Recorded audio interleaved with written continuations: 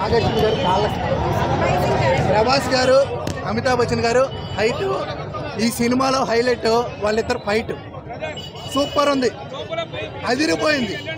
అలాగే ప్రజెంట్ దీపికా పడుకునే ప్రెగ్నెంట్, రొమాన్సీలు లేవు కాబట్టి ఈరోజు గుర్తుకు రాదు నైట్. అలాగే పవన్ కళ్యాణ్ గారికి సన్ను అకిరానంద్ యాక్టింగ్ ఎలా తీశాడు కమల్ హాసన్, సూపర్ ఉందో బాగా. నిజంగా 3Dలో చూశాను, సూపర్. ప్రభాస్ గారికి ఎంట్రీ గేట్ వచ్చేసింది హాలీవుడ్కి.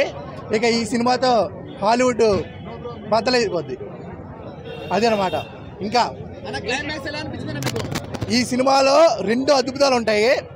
ఒకటి క్లైమాక్స్, రెండోది ఇంటర్వల్ బ్యాంగ్.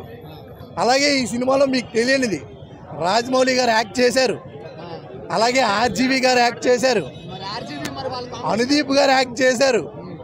అన్ని చిన్న చిన్న సీన్లు అయినా సరే సినిమాకి చాలా ఉపయోగపడతాయి వాళ్ళ యాక్ట్ చేసిన సీన్స్ అనమాట. చాలా బాగుంది. హాలీవుడ్ లాంటి గ్రాఫిక్, నిజంగా మనం అనుకున్నాం గ్రాఫిక్స్ ఏమన్నా మరీ డల్ అయిందా అవుద్దా అని అనుకున్నాం. Graphics next level. బాహుబలి తర్వాత అదిరిపోయే గ్రాఫిక్స్ చూసాం మనం. అవెంజర్స్ ఇంటికి వెళ్ళిపోవాలి, అలాగే మిషన్ ఇంపాసిబుల్స్ స్మాష్ అయిపోవాలి. చాలా బాగుంది. హీస్ కర్ణ సినిమాలో అదరగొట్టేశాడు నిజంగా.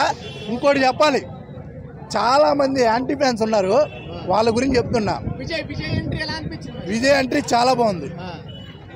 విజయ్ ఎంట్రీ బాగుంటుంది, కానీ 2 minutes ఉంటాడు విజయ్ దేవరకొండ, అదరగొడతాడు. ఫైట్ అనమాట, ఫైట్ సీక్వెన్స్. ఒకటైతే చెప్తున్నా, చాలామంది యాంటీ ఫ్యాన్స్ ఉన్నారు కదా, వాళ్ళు మన సినిమాలు వచ్చేటప్పుడు చాలా తప్పుగా రివ్యూలు రాస్తున్నారు. ఆ రివ్యూలు రాసే వాళ్ళకి వాళ్ళ వల్ల సినిమా పాడైపోతుంది. గుంటూరు గారు అలాగే చెడగొట్టారు.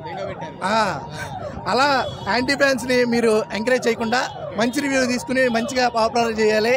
సినిమా బాగుండాలి, సినిమా బతకాలి. Thank you very much, bye bye. 8,000 కోట్లు కొట్టచ్చు అనుకుంటున్నాను. నేను నార్మల్గా ఇప్పుడు వెళ్తేనే ఎంత సంపాదిస్తాను తెలియదు, అది ఎంత సంపాదిద్దాం మనకి ఎట్లా తెలుస్తుంది, ఊహలో అని చెప్పు. Thank you, bye.